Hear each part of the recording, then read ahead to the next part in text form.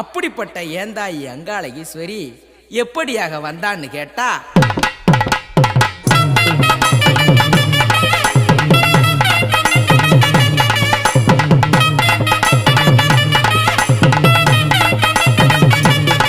ஓடு அங்காள ஈஸ்வரியா வாராளாம், அவ அகிலாண்ட நாயகியா வாராளாம்.